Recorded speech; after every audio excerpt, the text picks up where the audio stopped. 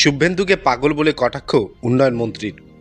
মঙ্গলবার রাজ্যের বিরোধী দলনেতা শুভেন্দু অধিকারীকে পাগল বলে কটাক্ষ করলেন উত্তরবঙ্গ উন্নয়ন মন্ত্রী উদয়ন গুহ।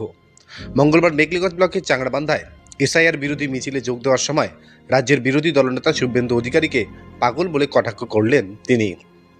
উল্লেখ্য, গত 29শে নভেম্বর মেঘলিগঞ্জ ব্লকের চাংড়াবান্ধায় বিজেপির একটি সংকল্প যাত্রায় যোগ দেন রাজ্যের বিরোধী দলনেতা শুভেন্দু অধিকারী। সেই সভায় শাসক দলের একাধিক নেতার নাম করে কার্যত তীব্র আক্রমণ করেন তিনি।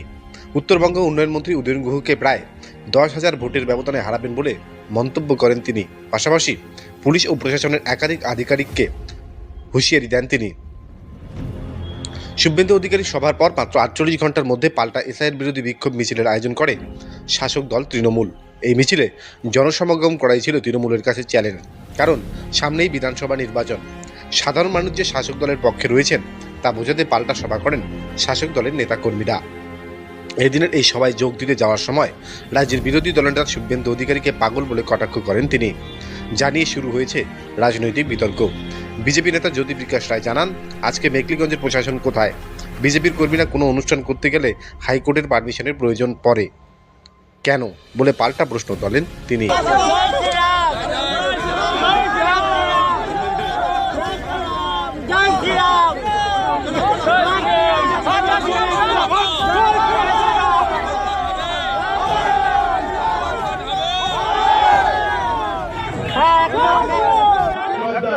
মানুষ যদি রাস্তা দিয়ে যায়, কোনো মানুষ তার দিকে তাকায় না, কিন্তু একটা পাগল যদি রাস্তা দিয়ে যায়, অনেকে তার দিকে তাকায়, পাথর ছোড়ে, ফুল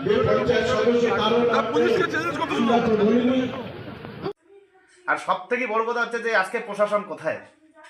আজকে তো আমরা সেইভাবে প্রশাসনকে দেখেছি। এবার তৃণমূল কি করছে, মানুষকে আর কি ওই নানান রকম ভয় ভিত্তি দেখিয়ে অনেক লোককে নিয়ে গেছে, ঠিক আছে। এবার তারা তো ওরা শাসক দল, কাউকে পুলিশের ভয়ে, কাউকে নানান কিছু লোভ লালসা দিয়ে নিয়ে গেছে। কিন্তু সব থেকে বড় কথা, আমরা অবাক হয়ে যাচ্ছি যে আমাদের বর্তমানে যে প্রশাসন দিয়ে আছে, মানে বিজেপির বেলায় প্রোগ্রাম করতে গেলে তার জন্য হাইকোর্টের থেকে অনুমতি নিতে লাগে, আর তৃণমূলের প্রোগ্রাম করতে গেলে তাদের অনুমতির কোনো দরকার হয় না। বাস একটা ওই পরের অধিকারী ফোন করে দিল বা তাদের প্রোগ্রাম হয়ে গেল।